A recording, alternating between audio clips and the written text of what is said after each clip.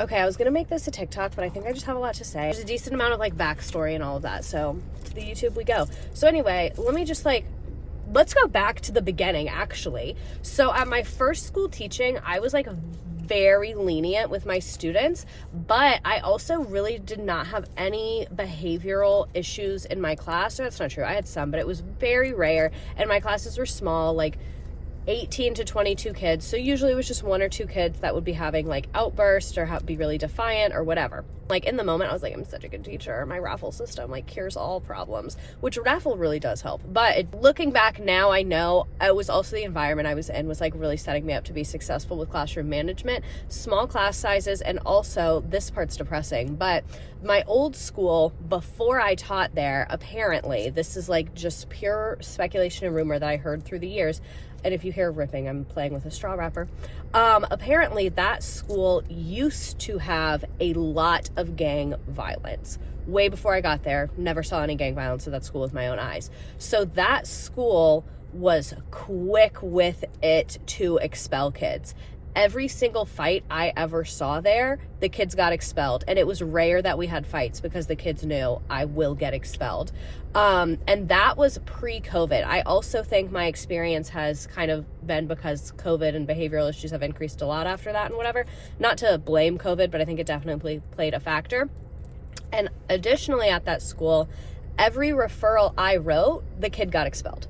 I only wrote, I think, 2 or 3 referrals in the entire time that I was there because the kids knew if a referral gets written, I'm out of here, and they really did not like the alternative school. It was also like, this is very capitalistic hellscape.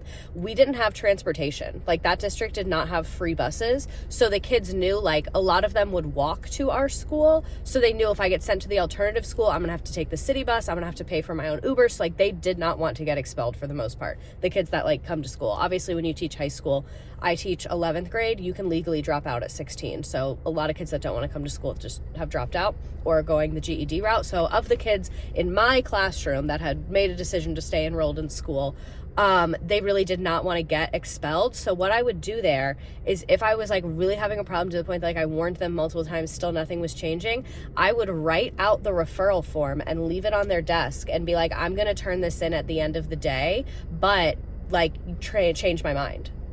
Like, I'll leave it on your desk. I'm going to wait till the end of the day to turn it in. So you have the rest of the class period to change my mind. And that worked very well. Fast forward, I taught at that school from 2019 to 2022. And then obviously after COVID happened, stuff was online, behavior was very different. I like won't even get into that. But then I come to my new school in 2023. We at my new school have a lot more behavior things. I think this is due to a couple reasons. One, I think it's technology addiction. That's a big thing I noticed is at my old school, I didn't really have to be strict about phones because they weren't like to their phone. Sometimes they would check Instagram really quick or send a Snapchat to their friend or whatever, but that's when TikTok was very new.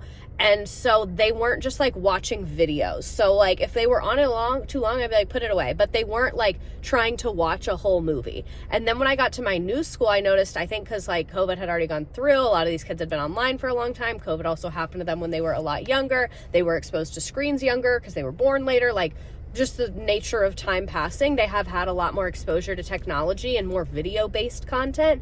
They literally like locked in on TikTok, watching a movie, playing games, like so not even in the room with us. Because I think there's a difference between technology distracting you and technology consuming you. And that's what I saw at my new school was technology was consuming them. And I always said, I'm never going to take phones. I won't take phones. I don't like that. But then when I got to my new school, I was like, oh my God, I feel like for your health, I need to take your phone. Not even like my class is important, but just like, you need to have a little bit of time, like your eyeballs need to look at something in real life for a second.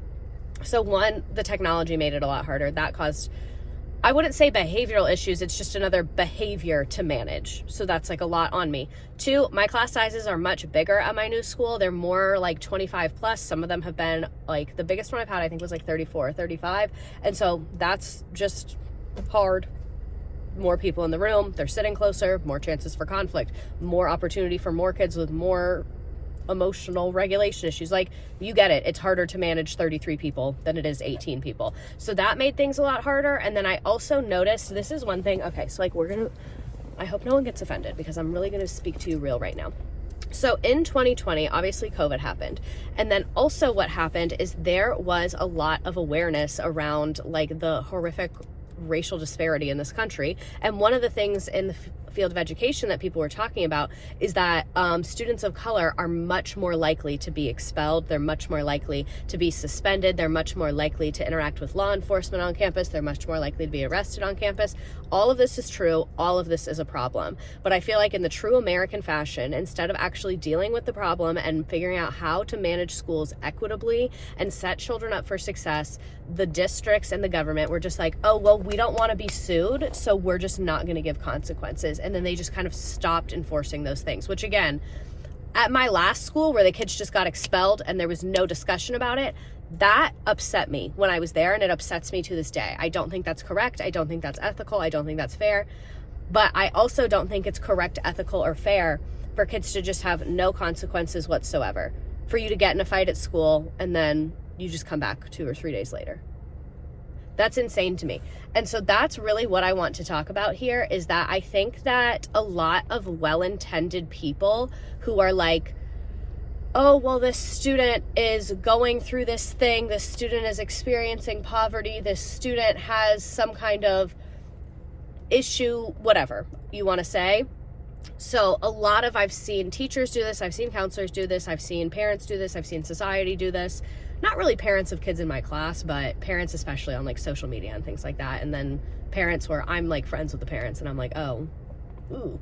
But again, I teach high school, so I don't interact with the parents a ton. And I've been very blessed in my teaching career that I've never really had an issue with a parent. There's been a little kind of like, ooh, but never like anything that was more than a couple seconds of communication resolved it. So anyway, back to my point. I think a lot of very well-intentioned people that want to support kids, that want to love kids, that want to make kids feel loved and feel supported, I think a lot of those people are actually doing the opposite. And I think by allowing children to express certain behaviors and do certain things and not giving them consequences and not communicating why those things are not okay, I think that that is actually a horrible way to treat children. And I was kind of thinking about all of this because at my new school right now, one thing that I'm doing, and I'm normally like, I don't volunteer for anything. I'm not on any committees. I don't do any sports. I don't do any clubs. Like I don't do anything. But we have a new principal who wanted to redo our discipline and consequence system. And when I say redo, I actually just mean make, because we really didn't have one. And I volunteered to help with that because I'm really good with like Canva and Google Forms and Google things. So I felt like from a logistics perspective, I could be very helpful in making materials and setting up systems. Like I set up I'm not going to get into the details of what we're doing because it really is not done yet, and B, not the point of this conversation. But I set up like a Google form system and made sure everyone was getting the alerts how they're supposed to and showed everyone how the spreadsheet worked. Like I'm good at stuff like that. I used to work for a real estate tech company where I did lots of things of that nature. So I was happy to help with that. I was happy to make little posters on Canva so we can print them around the school to show the kids, these are our consequences, whatever. So I was just reflecting on how much I've grown and changed as a teacher. And I want to say growth, but it really is just change, because I'm sure I'll change in different ways in the future, and not one way is not better or worse than the other. It's just me adapting to the different environments and circumstances of these different time periods, students, geographic areas, administrations. Like it's just so different, and I feel like I'm really proud of myself for like adapting to it. But as I was in this meeting the other day, it was literally like an hour and 20 minutes of us figuring out our new discipline system. I was like, if I could look back at Miss Redacted in 2019, who like gave no consequences, was so lovey-dovey, oh, you cursed me out, I'll de-escalate you, let's talk in the hall. Like I still am her and I still love her, and I still feel those things. And I think that in that situation, that was the right thing for me to do. But I was like, if she saw me now, she would be so disappointed. She would be like, you're giving the kids detention? That's horrible. That's not equitable. That's whatever. And me now, I feel like I've just zoomed out so much more. And this is what I really want to talk about is like, and I think this might make some people uncomfortable. This is why I keep like prefacing and circling around the point. We have 9 minutes and 45 seconds of me prefacing now. But I think if you have children that are fighting, disrupting others' learning, harassing other children, using drugs and committing literal crimes on campus, I think it is inherently inequitable to not punish that behavior, because I think that consequences are communication, and communication is the foundation of everything. Communication is the foundation of safety. Communication is the foundation of trust. And if you do not have safety and trust, you cannot teach children, and you cannot have a learning environment that is equitable. And there's two pieces of inequity here for me. There's the one piece of all the students that are not doing that behavior. That is so disrespectful to them. And I have a lot of kids in my class that complain to me about this. They say, I hate the other kids at this school. I hate how loud they are. I hate when they fight. I hate when we have to go on lockdown, because there's been a lot of times that there were incidences at my current school and we had to go on lockdown. It disrupted our schedule, and kids were like, I'm trying to learn. I'm trying to get my education, and it pisses me off that I have to deal with this every day. It pisses me off that I can't use the bathroom because people are smoking in there. It pisses me off that there's like all these things in place that make my life harder when I didn't do anything wrong, because the vast majority of students, at least in my experience, are very respectful and well behaved. And I will say that at every school I've been in, the vast majority of the students were respectful and well behaved. I think the vast majority of children are kind. I think the vast majority of children want the approval of the adults around them. And I think the vast majority of children enjoy routine and structure and stability. And like I said, that is a piece of inequity, that for those children, we are allowing them to experience these things that are harming their environment and harming their education. And then for the students that are the ones exhibiting those behaviors, and I know when I'm talking about this, I'm treating it like they're separate, but kids will fluctuate between those groups depending on the day, their circumstance. I've seen kids who for a couple months they're doing great, then for 2 weeks they have intense behavioral things, then they feel better and they're doing great. So I'm more separating them, thinking about a specific circumstance, not like there's the good kids and the bad kids. That's not what I'm saying at all. What I'm saying is that the vast majority of children rarely have behavioral issues, and some children frequently have behavioral issues, and some kids can change many times throughout their life, throughout the school year, even throughout the day in that. So let's talk about the kids that are in a moment having a behavioral matter, whether it's fighting with another student, whether it's cursing out a teacher, whether it's throwing an object across the room, whether it is just screaming and being disruptive. And if you think I'm being dramatic about the things that I listed, I'm not. Those are very common. Ask any teacher in almost any school in America, high income, low income, rural, city, whatever. All those behaviors are relatively common. I guarantee most teachers have experienced at least a couple of those. When a student does that and we do not give them a consequence, we are communicating this is acceptable and this is okay for you to do that. And in my opinion, it is the job of education to make students well-rounded individuals that can go on to have the skills they need to do what they want in life. That's kind of my view, is that like it's our job to give you the support and skills you need to go out and do what you want to do in your life. And I think if you grow up and in the school system, you are being violent towards your peers many times, and then you really don't face any genuine consequence in that. Maybe 1 day ISS, maybe 2 days OSS, but there's not real tangible changes in the moment, and you just continue to go back in the same environment and then do it again. Then you get taken out and then you go back in the same environment, and you're just going through that looping cycle. We are teaching you that you can go out in the world and be harmful to people, that you can hurt people, and that everyone will still be okay with you coming back. And that's not the case. And I think that is disgusting. And I think a lot of really well-intentioned people, like I was saying at the beginning, a lot of well-intentioned people are like, oh, well, he felt really dysregulated. He has a lot going on at home. That's all true. And we can give equitable consequences. We can give developmentally appropriate consequences. But to me saying, oh, well, they're going through a lot at home, so we're not going to give a consequence, that's you saying you have low expectations of that children because they're going through something at home. And this, again, might make people uncomfortable, but this is as like blatant and direct as I can possibly say it. If you are operating that way, I don't think this is your intention, but this is from my view what's happening.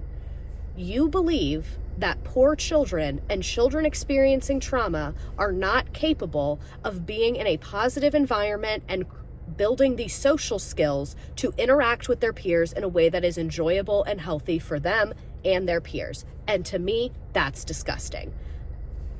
And like I said, it might take time to build those skills. It might take a lot of very creative support, multiple people support. But to just be like, well, he has this disability, he has this going on at home, so, oh well, yeah, he throws the desk.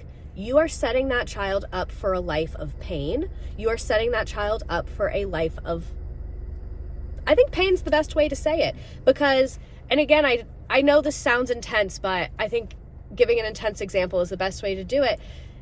Imagine how frustrating it would be to go into the world and everyone's being mean to you and dislikes you, and you have no idea why, because you've been acting this way your whole life and no one ever really did anything about it. And now suddenly you don't have any friends, no one wants to hire you. And this is, again, the part, this is heavy and this is intense, but that's the school to prison pipeline. Because at a school, you throw a table across the room and then you get 2 days of ISS. If you go to, I don't know, the bank to go file your taxes, any public building, a doctor's office, anywhere, and you throw a table across the room, the police are going to be called and you're going to be arrested. And for us to teach children that you can throw tables, you can cause danger, it's fine. You can just come back 2 days later. You can take a walk. We'll give you a little snack and then you can come on back after you're feeling better. That, to me, is unkind. And I know that people are thinking that it's kind to do that. But to me, it is unkind to prepare children for a world that does not exist. And there is not a world where you can cause danger for other people and you get a Dorito bag and a walk and then you just get to come back. That world doesn't exist. And I think it's so sad that we teach children that it does. And like I said, it's not the majority of children. But like I said, this is just a topic I have so many thoughts about, and I have changed my views so much in my life, and it brings me so much pain to see kids go out in the world and just not be ready, not have the skills, and just struggle because that's painful for them. And I think it's our job as educators, and I don't want this to be like, it's teachers' jobs to raise children, because I think your parents are the most important factor in any of this, but I'm an educator speaking from my perspective as an educator. So naturally, that's the lens I'm looking through. I'm not a parent. I don't have my own children, so I'm not approaching it that way. But yeah, I'm eager to hear what you all think about this, because I think that this is something that is very difficult to talk about, and I think that it's really hard to do effectively, but I think that we owe it to children to have clear, developmentally appropriate, equitable consequences. And I think that because the school system realized that it is so hard to have clear, development appropriate, equitable consequences, many school systems have just said, well, we're going to have no consequences, because when we do the inequitable consequences, we could get sued. So we'll do nothing now. And that, to me, is just like, we are so much better than that. We can do so much better than that. Children deserve so much better than that. And it's just so much. And I know there's a lot of things like PBIS and like behavior intervention systems and things like that. I'll be honest, I'm kind of dumb. I'm not trained on that stuff. I haven't read the books. I haven't read the research. I don't know the things. I'm not going to sit here and pretend like I do. But I'm very in favor of, what is it called? Natural consequences. Like, you threw all these supplies around the room and caused danger for other people. Now we're going to go play outside and you can sit alone in the room and clean up the entire thing. And then you're going to apologize to everyone and you have to work to rebuild our trust to want to be around you. And like, maybe that makes me the mean teacher. Maybe that makes me horrible, but that's life. If you destroy people's property, you are responsible for fixing it, and you are also responsible for apologizing and repairing the relationship. And like I said, they're children, so we do need to support them in that. But right now, I feel like we've just been like, oh, well, we'll do nothing. We know your life is hard, so you can break things. And like I said, I think we're just so much better than that as a society. So let me know what you all think of this. I hope everyone's having a great day, and bye.